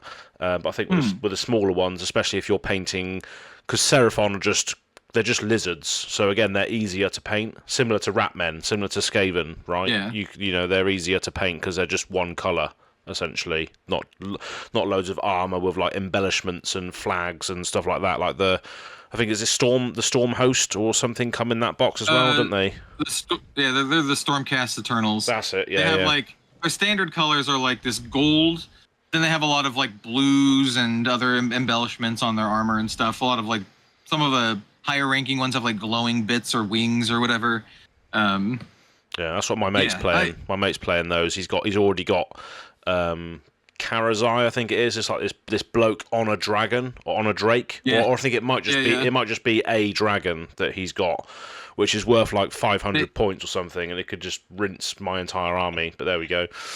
They recently added dragons to Stormcast, which is pretty sick. Because when I was into Age of Sigmar like many years ago, they didn't have the same kind. They might have had like a Star Drake, but they didn't have like actual like I'm a freaking dragon unit that's also a wizard that casts spells and stuff. Yeah. I think those are like more in the last few years, which is cool. I do want to say for those out here listening, and I think this has a lot of crossover with Flesh and Blood players. Age of Sigmar is like awesome. Like if you like look into it and look into like the armies and stuff, the armies are really weird and super cool. Like it's still really hard for me to narrow it down which ones I want to be like my main army after I do the starter stuff, because I want to do the starter stuff and then invite my brother over to play. Basically, that's how I plan on getting into the game. It's really easy just to build the stuff or get the stuff done and then be like, hey, Tyson, my brother's name. I'm just like, hey, Tyson, do you want to just come over and just play? I have everything. All you have to do is come over, maybe bring some beers or whatever, and we can just play some Warhammer. But I don't know what my actual main army is going to be, and I've narrowed it down. That's why as got tagged, I narrow it down to like 4 or 5 armies. The Night Haunt, which are like ghosts. But their lords are like, there's Lady Oleander. She looks awesome. She's this huge model with like this death shroud on her. She just looks really cool. And of course, the leader of death is Nagash, who looks like a giant. I don't know how to describe him other than like a giant Egyptian pharaoh skeleton man. that's basically how I can. He's got a giant pharaoh hat. It looks ridiculous. There's a lot of fans of Nagash out there. That's for sure. I like Nagash. He's really cool. And then I like the Stormcast. It's kind of basic, but I do like the Stormcast. They have a really cool vibe to them. And then I was looking at the Army of Darkness or Slaves of Darkness, which are basically the Chaos. And they embody all 4 of the Chaos, or all 4 of the Chaos gods, except for the Great Horned Rat, which is a new one. And they are the really cool like knights, evil-looking knights and stuff. And their leaders Archaon the Ever-Chosen, who's riding like a giant chimera, and his model is huge, and he looks awesome as hell. And then the one that I'm probably gonna do, and gameplay-wise, this is probably not the best option because I don't think they're very good, but I really like them and they vibe with me a lot. And that's the Daughters of Cain, which are basically the Witch Elves and the Dark Elves from Warhammer Fantasy. And their leader is this giant, I don't know how to describe this, a giant snake woman with giant dragon wings, and she looks so fucking cool. She's huge. She's a huge model. And she just looks awesome as hell. So, yeah. Yeah. Age of Sigmar is cool. So I've narrowed it down to like those 4. That's what I mean. It's one of those things, isn't it? It's one of those things you can identify with straight away. So there's always an army that sort of aesthetically you're like, oh yeah, they look good, or they're cool. Too many cool ones though in Age of Sigmar. Yeah. There's like the Deepkin, which are like these sea elves that have had their souls like weaken over time. So they're also pirates. So they raid the shores and steal people's souls. But all of their stuff is really like themed and kind of to a goofy degree, but it's like really cool. So like there's a dude with like a giant octopus, and some of them ride giant turtles and like dolphins and shit. It's like goofy and awesome at the same time. There's a lot of stuff like that in Age of Sigmar, which I think is just. I feel like they're like okay, we'll keep like we're not going to go too crazy with the 40K stuff now that it's really established and popular. We're going to do all the crazy crap in Age of Sigmar. So here's some weird stuff. There's the cannibals that think they are holy knights, which is another faction that I found that a lot of people really love. The flesh gorgers. Are you reading all this in the book, are you? The core book? Like I mentioned, I watch a lot of YouTube. A lot of my YouTube is actually not card game stuff. It's other things. And I watch a lot of like Age of Sigmar and 40K. But these are in the books. We're not going to hit my camera or my mic. They're in the books. So the core book has a ton of lore, like a ton of lore. It's really, really nice. That came in the Skaven Tide. Yeah, I've got the same. I've got the same one. I bought it on that day I visited Bristol with my mates. I bought the core rulebook and then the Skaven army pack, not Skaven, the Seraphon army pack. Yeah. But I haven't looked through it yet. The one thing I will mention, if anyone is like hears this and they're curious, they're like, oh, I kind of want to get into this. The I think they call them battle tomes, which are the faction specific books. Currently, none exist for the current edition, 4th edition, which came out in the last couple months, except for maybe Seraphon might have theirs. I think Seraphon might be the only one that has an updated battle tome. Oh, really? All of the other battle tomes are older. They're 3rd edition and older, 3rd, 2nd, and 1st. However, so the stats in those books, like for your army, they're no longer they're obsolete. But what I've found and what other people suggested is if you want the books just for the lore and just for like just looking at it and being cool, you can get the older ones and they're super cheap. They're like $20. I picked up a couple for $10 on eBay. So I picked up a Stormcast one, a 3rd edition Stormcast one for $10. And then I picked up a couple other ones for like super cheap, just to kind of like check out. So if you want to get into the lore and just get into like figure out which kind of army you want, you can just go and type in like Night Haunt Battle Tome into eBay or Stormcast Battle Tome or whatever, and I was able to find a bunch for really cheap. So recommend. By the way, the normal prices from Game of Swordshop, they're like $50, $50 or $60. Because they're the really nice ones, like a D&D handbook kind of thing. Yeah, I'm just checking now to see which battle tome. There's a lot of price drops on the Seraphon one, so maybe it's not that. I'm not sure. I'll have to check. Those are probably the old ones. Yeah. The new Seraphon one might not be out yet, but I looked at their 4th edition content release schedule, and the first battle tome is Seraphon. I wasn't sure if it's actually out yet or not.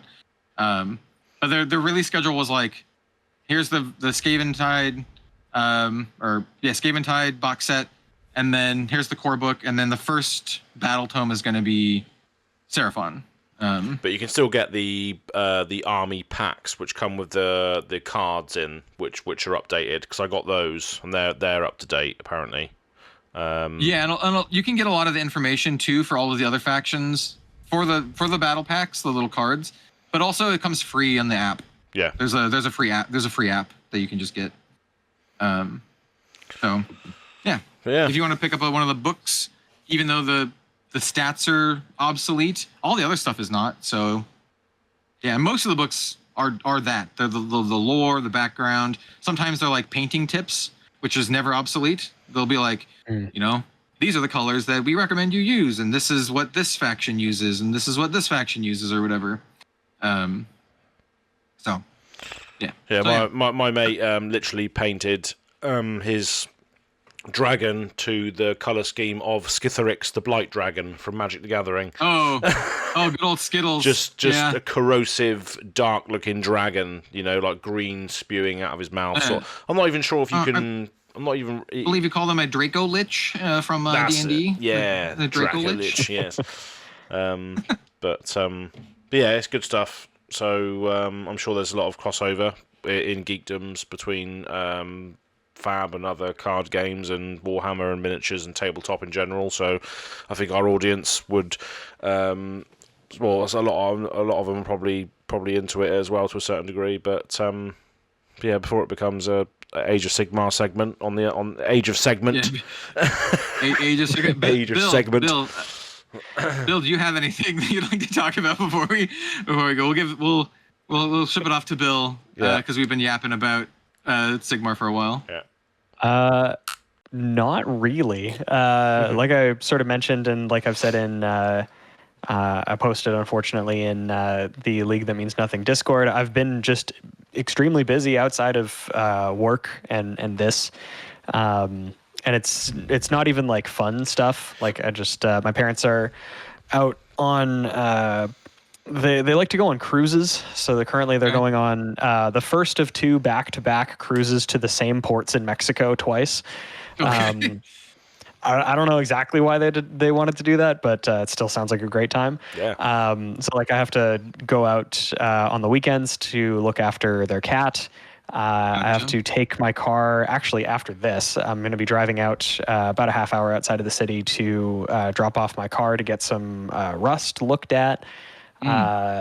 Just living life, man. Just life stuff. Yeah, I understand. Yeah. But yeah, I mean, excited for new Magic stuff that's coming out too. I think it's funny that it's kind of overlapping with Flesh and Blood. They're like almost releasing at the same time, which is pretty cool. Lots of stuff to look forward to, lots of cards to be excited about. And yeah, I'm excited to play IRA and CC, like pretty unironically. This is kind of a return to the style of play that we were kind of mentioning previously. Like the actual, like the numbers matter style of play is really interesting and intriguing. So and I think IRA is very strong. So yeah, I mean, one of the main excited to play it when numbers matter and that the numbers are very strong.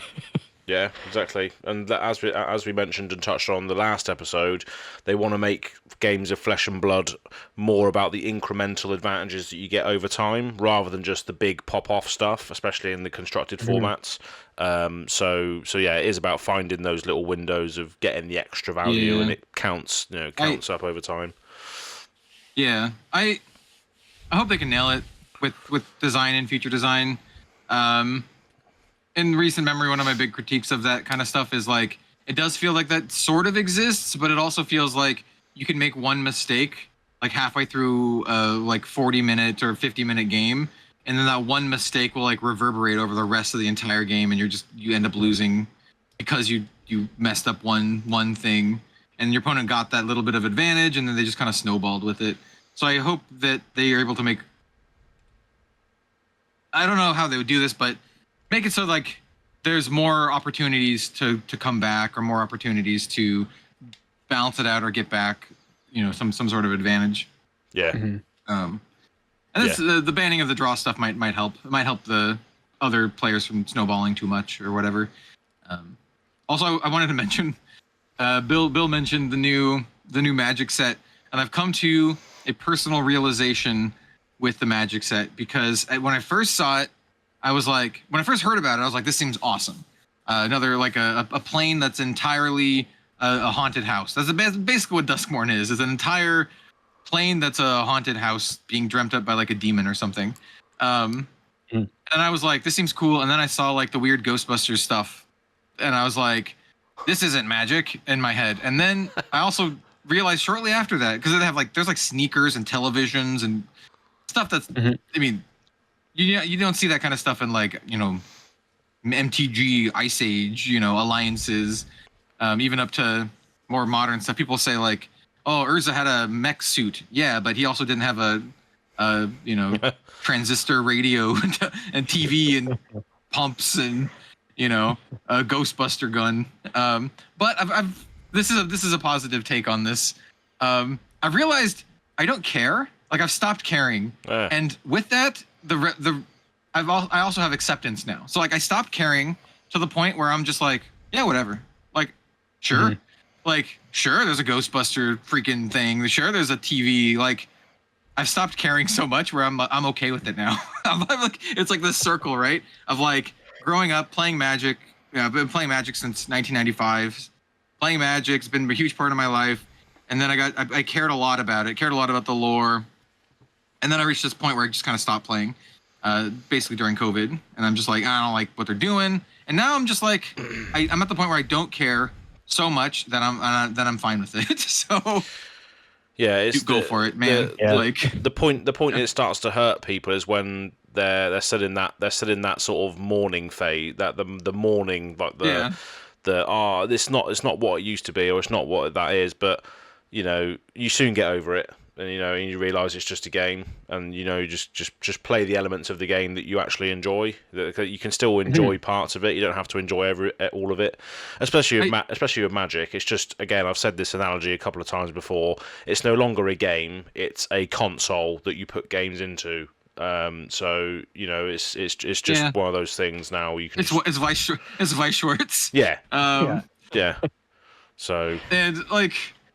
Yeah, I understand for a lot of people, because they did care about it. They're like, oh, it's not what Magic is to me, or not what it used to be, or whatever. But I'm at the point where, like, yeah, I agree with that. And also, I stopped caring. And I stopped caring so much that I'm just like, sure.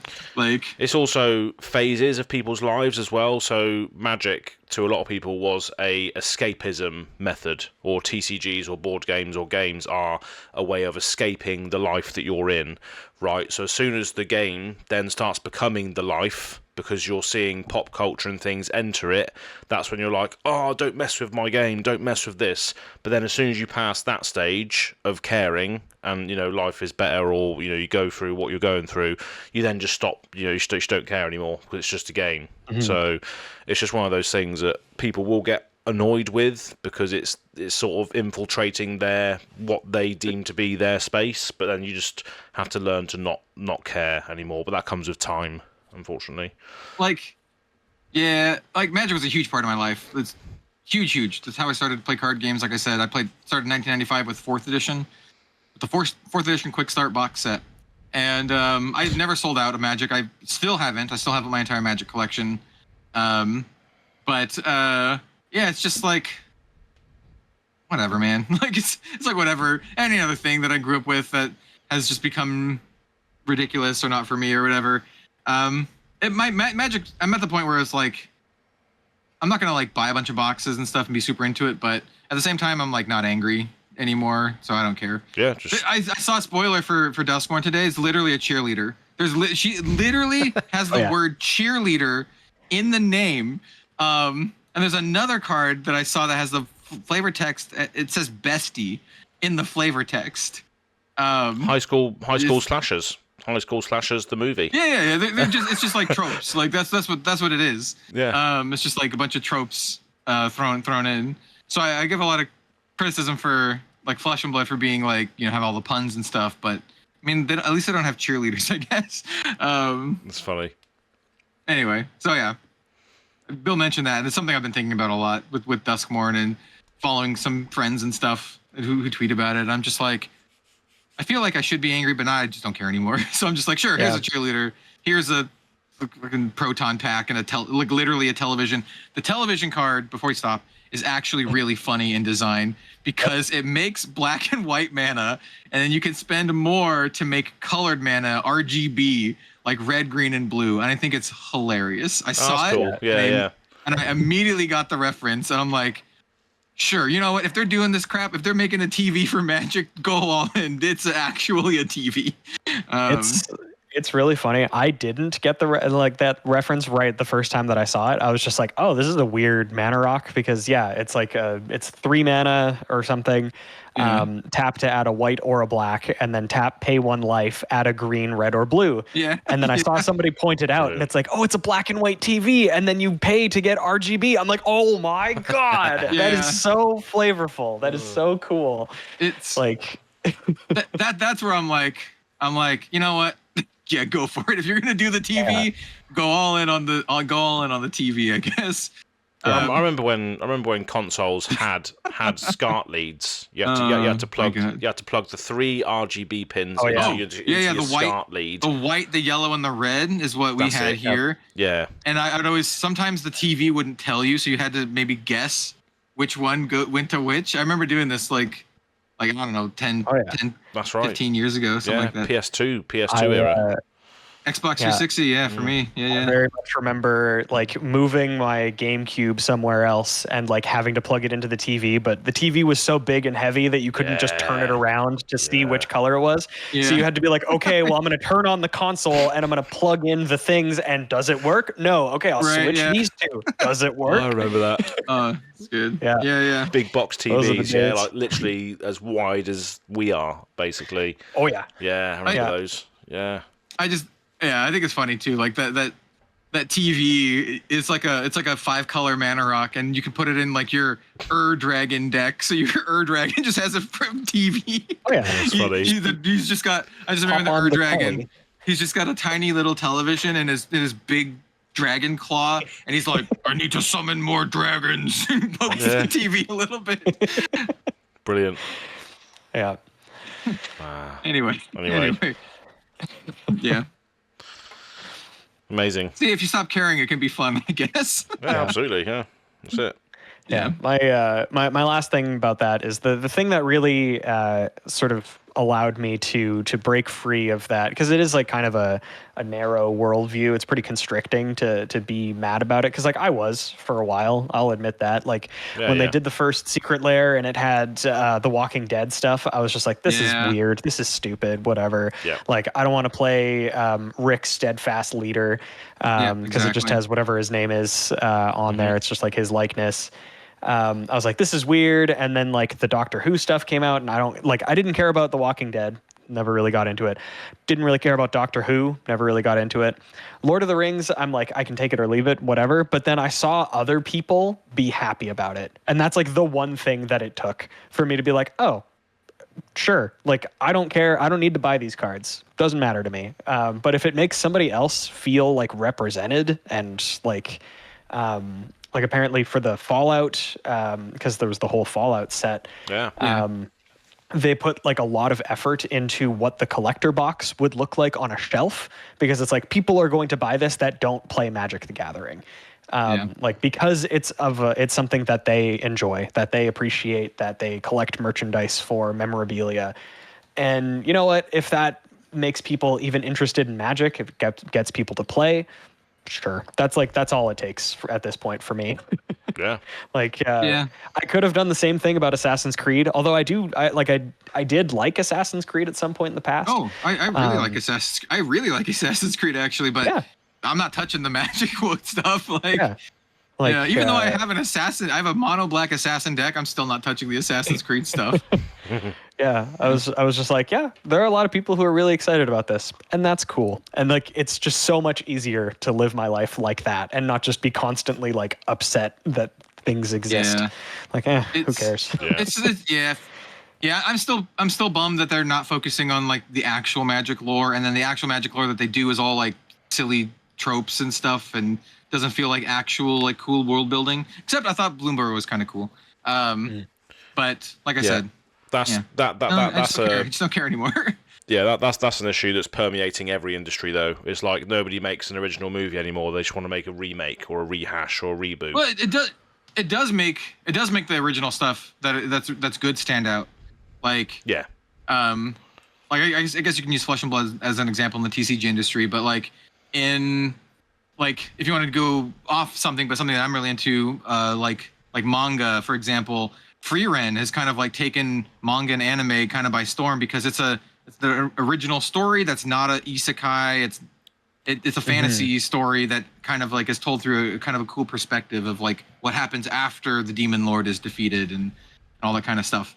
And it's become really popular both in the manga and in anime. And I think when stuff like that is good, it sticks out a lot more, these days than like, here's the newest version of Dragon Ball and the next season of One Piece and whatever. That still has its fans, obviously, but it makes the other stuff stand out when it's unique as well, which is cool. Yeah, exactly. So, I don't know. There's room for both kinds of things. I just saw. I don't want to keep talking too much. I just saw Beetlejuice. Like Robin and I went and saw Beetlejuice this weekend. My quick review. I thought it was going to be bad. It was not bad. It was pretty fun. There's some fan servicey stuff, obviously, but I liked it. And I really love Beetlejuice, by the way. It's like one of the first movies I saw as a kid. I watched it a lot. That probably says a lot about me. Is why I'm a weird person. But yeah, I liked the original Beetlejuice, and I thought the movie was good. Oh yeah. So nice. I think there's a place for that kind of stuff. Yeah, me and my girlfriend want to go and watch the new Crow movie, but apparently that's getting absolutely rinsed as well.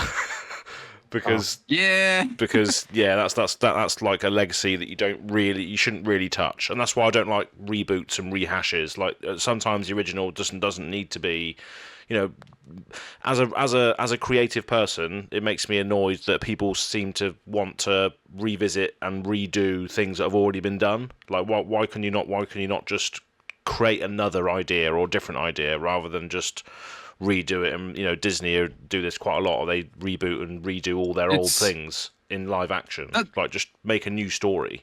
The video game studios that I really love do that.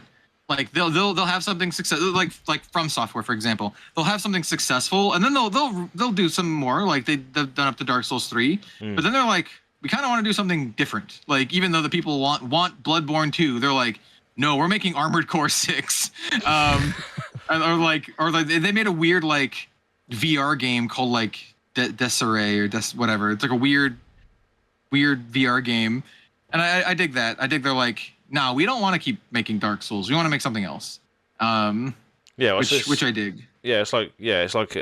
Exactly. They've earned their stripes doing this franchise, and now they want to creatively test themselves to do a different world or different thing, still with some core elements of that game engine or whatever it is that made it so good in the first place. That's good. That's like, obviously they've made like Sekiro and Bloodborne and other things that are still reminiscent of Dark Souls, but in a completely different setting, which is fair enough. And those things different work. Setting, different story. But yeah, it'd be interesting to see if they do something completely new without that kind of like framework, because a lot of them have similar mechanics, but it'll be interesting to see if they do something completely different. Yeah. Man, we're way off the track. way off the track, man. Oh well, there we go. But yeah.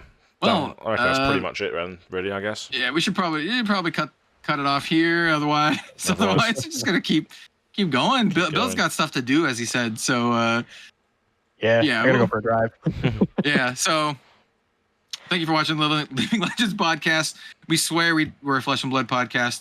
We'll kind of go around the table here and say where you can find us all, which is actually relevant now that we have our own YouTube channel, and you should subscribe, by the way. Let's go to Az this time. Where can everyone find you, my dude? So Go Again Gaming on YouTube. So I'm not sure whether I'll hit 2,000 this year. I might do, but I'm getting quite close to it now. I'm at 1,870 or 80. Nice. So it could be doable. But yeah, that's where you can find my video content, which is a lot of CC gameplay at the moment, and then going to be doing some vlogs at the end of this year, next month actually, because it's Worlds late next month. You're gonna put out your Japan vlog before I put out mine. I still outrageous need that from like March. Yeah. Yeah. But that's where you can find my video stuff, and then socials is below me. So Go Again Gaming. Oh, actually, yeah. So Go Again Gaming AZ is below. So. On Twitter is the main one. But yeah, I'll throw it over to Bill. Yeah.